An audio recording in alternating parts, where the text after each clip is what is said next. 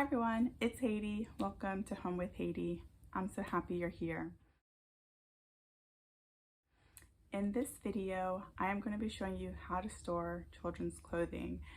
I've been doing this system for many years and I really like it. I find it to be very easy. It might involve a little bit of work in the beginning, but it really pays off in the end. And I just like how neat it keeps all the clothes and easy to access. There's so many other ways to talk about storing children's clothing, so I think this is just the first of many videos that we can have about storing children's clothing. So first, let's talk about what supplies you need. As you can see behind me, I have these plastic bins. I just got these from Walmart. Of course, anywhere you can get them from, Big Lots, Amazon even. So they're just these plastic bins with lids. I like to have them in clear, but you can have them in different colors, that like gray or blue, anything like that. So you're gonna need plastic bins. Then you're gonna need index cards, a magic marker, which, you know, I love magic markers. I think they're so important for us. And I also like sometimes a pencil, and I'll tell you why, and tape. So these are the supplies that you're gonna want to get started. So let's start talking about what clothes are you going to store in bins. So the season that you're currently in and the size that your kids are currently in, those clothes you have in their drawers where you can access them, they wear them. But what about clothes that are too big and they're for the next season? Maybe it was hand-me-downs that you got from relatives or from friends, and those are amazing. So I would say, if someone asks if you want hand-me-downs, say yes. Get those hand-me-downs so you can start building up your clothing system.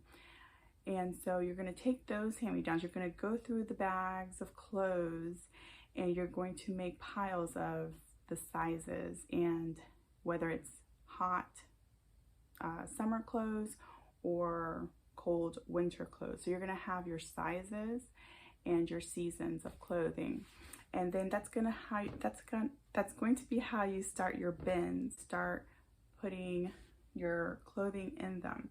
So for example, this one here is 3T Girl Spring Summer. So when I got those hand-me-downs, when I got those clothes from friends and sisters, I started to, again, separate them by size and season. This one over here, I have 3T Girls Fall Winter. So all the long sleeves, all the sweaters are here. And it's very easy to access when it starts getting colder outside, the change of weather. I know I can just grab this 3T Fall and Winter bin.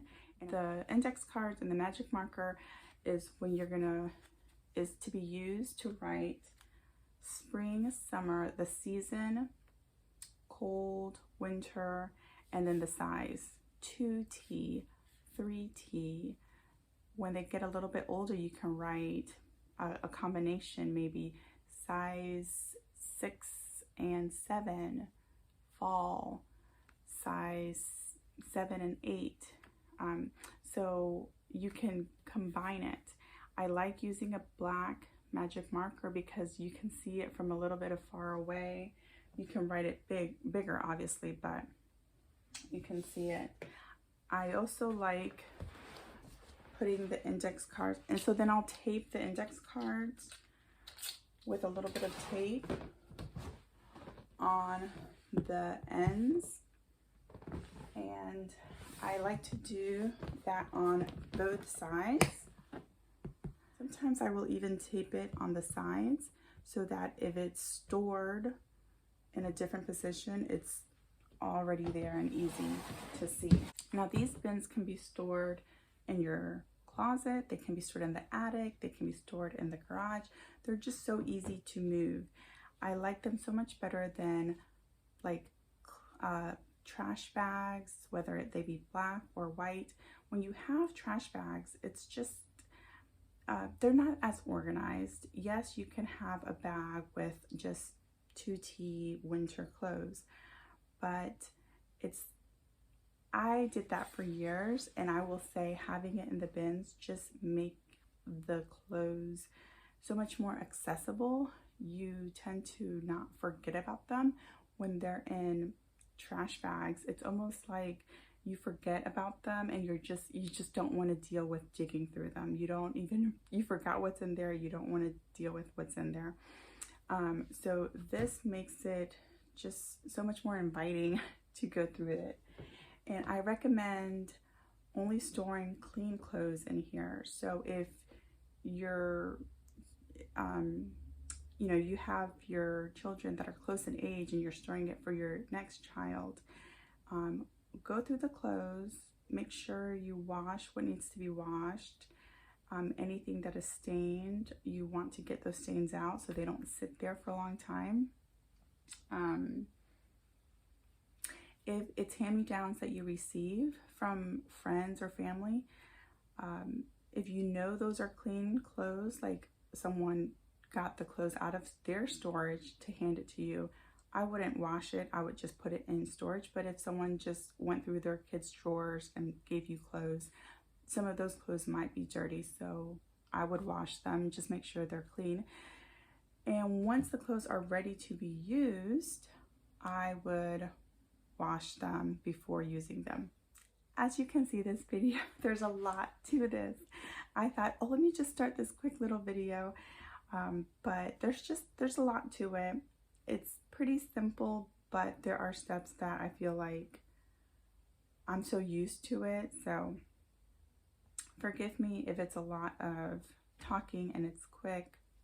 I've recently started doing this second step, which is on an index card, I will write, for example, this one says girl clothes bins. And then I have listed all of the bins, the sizes, the season, and if the bin is full or half full, or if I have a small bag, if it's 1/4 of the way full, and then I will tape this on the closet of that child's room. Sometimes the bins will go in the attic or the bins will be way back in the closet. So if I have a friend, for example, who says, I have a lot of 4T winter clothes, do you need it? And you can say, yes, give me all the clothes. Well, remember, that's going to be up to you to go through those clothes. Do you have the time? Do you need the clothes? Over the years, I've learned that I really don't want to just say yes to everything. So having this on the door really helps me. I can say, oh, well, let me check if I really need those clothes. And I will go through and I'll say, okay, 4T fall winter, I have a bin that's half full. So I actually could use more clothes for 4T. So then I'll receive those clothes, I'll go through them, fold them, and add them to the 4T bin.